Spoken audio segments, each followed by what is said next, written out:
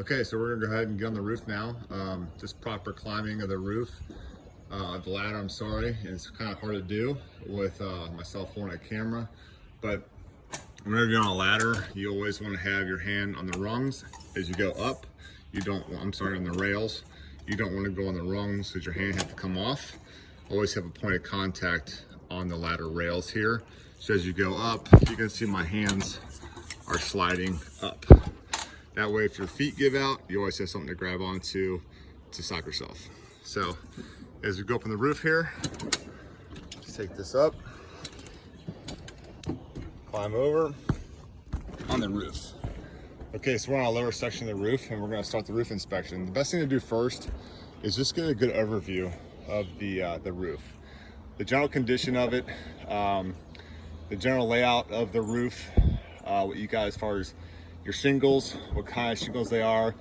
Is there anything glaring sticking out to you? Loss of granules, major damage. But it's just nice to come over and get a nice view of it and see everything from afar. And take your time, just don't dig in too much. This is more the macro part of the inspection of the roof, so you get a general idea. And then just go somewhere and start. So for this lower roof, I would just walk right over here and start my roof inspection. So I'm looking at the roof shingles, clear some of this away. So the granules are in good shape. They're all intact, they're not wearing away, and that should be the general, the view of it that you have for the whole roof. If you start seeing these granules pulling away and it's all over the place, that's a deteriorated roof and needs to be noted.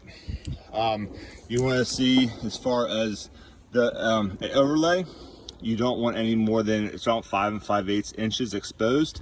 If they start blowing more down under here, the nails will start getting exposed and can get wet. Another thing you want to look for too, and it's hard to see on dimensionals, like these are dimensional shingles versus your 3-tab shingles, is where the new shingle starts. So here's a shingle here, and then the offsets of them, let me pull this away, where the other shingle is. So you see right here, here's one shingle on this row, and the next shingle on this row. You see the distance between those? There should be no more than there should be no less than 4 inches between these. So this is about 6 inches here. My phone's 6 inches. If this was closer to here, that's wrong, because the water can leak in and get behind there and get under the nails. So that's your offsets, and this is your exposure here. 5 5/8 on the exposure. Offsets has to be at least 4 inches or more. And then flashing, that's apron flashing. So apron flashing is going to be installed on top of the shingles and then go up under the siding, and the siding acts as a counter flashing. Sometimes for aesthetics, people will put the apron flashing in and they don't want to see it. So what you'll see is the roofers will put a shingle on top of it. That can be confusing sometimes. You just got to do a little digging and pull up the siding here maybe, and see under the flashings there. Or you can go under here and pull up the shingle. If there's a shingle on here, pull it up and see if there's flashing under it. So this is the apron flashing. It always goes under the siding. So any water comes down, it goes this way. If this flashing was here and then you saw it come up here, that's incorrect because water can get behind it. So I would check all this, go around. And when I'm up here, you can come to corners. These corners are pretty susceptible to water damage. You can see the paint's wearing off here, but you want to make sure the screws here, they're screwed in. That's got a gasket on, that's okay. So you don't need to put caulking over that. But if it's a nail, you got caulk over the nails. So these screws have gaskets under them to keep the water from getting in.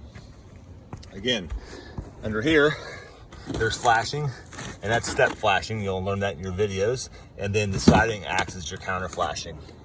And as you go up, there should be step flashing all the way up and all the way back down. This is my roof vent. This is a ridge vent. You got ridge vents. Sometimes you'll see box vents that go there. So either way, one thing that's wrong, we see quite a bit, is you'll see the ridge vent and then like 2 box vents right here. That's wrong. That's called short circuiting. And basically what happens then is the air comes up from the soffits, goes into it goes out the box vent and just circulates around and around and around. It's one or the other, not 2. So that's always gotta make sure the right kind of venting's in there. And that's how you complete the roof inspection.